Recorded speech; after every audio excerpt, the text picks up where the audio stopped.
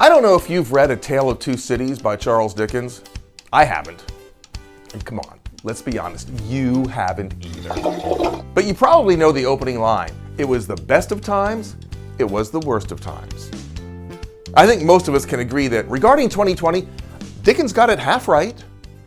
For a lot of us, especially business leaders, 2020 has been the worst of times. You may be feeling that right now. You may have had really high hopes for this year. New product launch, record profits, unlimited potential. And then there was this pandemic and everything changed. Individuals, businesses, entire industries were turned upside down in ways most of us have never seen before. Everything may have changed for you too. Instead of looking forward to those record profits, you may be wondering if you're even going to be in business a year from now. That's a scary place to be, especially if you have others depending on you, your employees, your community, your family. It really does feel like the worst of times, doesn't it? But here's the thing. None of this is new. Oh, it might be new to you, and some of the specifics might be new, but going through the worst of times, businesses have been doing that for generations. Wars, pandemics, uprisings, recessions, businesses have seen it all. And every single time, some businesses folded and some businesses flourished. Daragold, Panasonic, and the Citizen Watch Company, they were all founded during the 1918 Spanish flu pandemic. How about Sony Music, General Foods, and Hawaiian Airlines? They began during the Great Depression of 1929, a year when companies like Martin Guitars and Procter & Gamble also thrived while others went out of business. In every crisis throughout history, some businesses folded and some businesses flourished. So what's the difference? What separates the ones that make it from the ones that don't? One thing: innovation. The businesses that thrive innovate their way through the crisis. They realize that what worked before is just that, what worked before. So while the competition either A, goes into hibernation and tries to wait out the storm, or B, does what they've always done, only more so and faster, the businesses that thrive look at the situation and ask, what's fundamentally changed here? And how do we need to change in order to stay relevant, necessary, irreplaceable? And you've seen it already in 2020, haven't you? Companies that have figured out new, innovative ways to serve their customers and clients.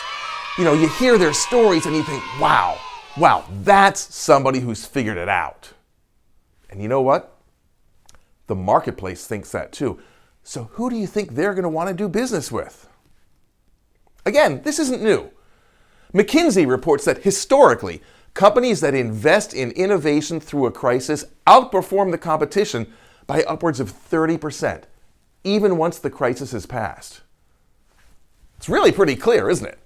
I mean, right now, when we're all in the middle of the worst of times, your ability to innovate, to come up with creative ideas, and turn them into something of value that makes your customers shout out, there, that's what I need, right there. Thank goodness somebody finally figured it out.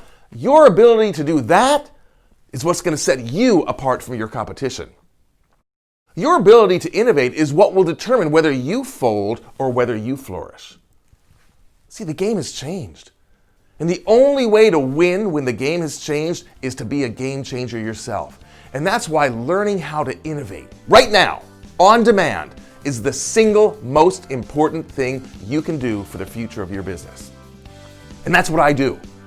I help leaders and their teams with the how-to of innovation. The how do you actually do it part. See, for 15 years, I was the executive producer of a sketch comedy TV show here in Seattle. We had to be innovative every week, on demand. That's where I learned the how-to. And I got pretty good at it. In fact, I won 29 Emmy Awards for being innovative. And by the way, all of my TV work was, by definition, done into a camera, over a screen. So this virtual thing is nothing new to me. Really, the only question is, how do you want to work together? Whether it's a 29-minute innovation jam session to energize your next virtual team meeting, a 50-minute interactive virtual keynote, or maybe a multi-day, let's roll up the sleeves and create some long-lasting results workshop, it's entirely up to you. The only wrong answer is to do nothing. Because in every storm, some businesses fold and some businesses flourish. So let's talk and see how together you and I can make sure that you end up in that second category. I look forward to talking to you soon.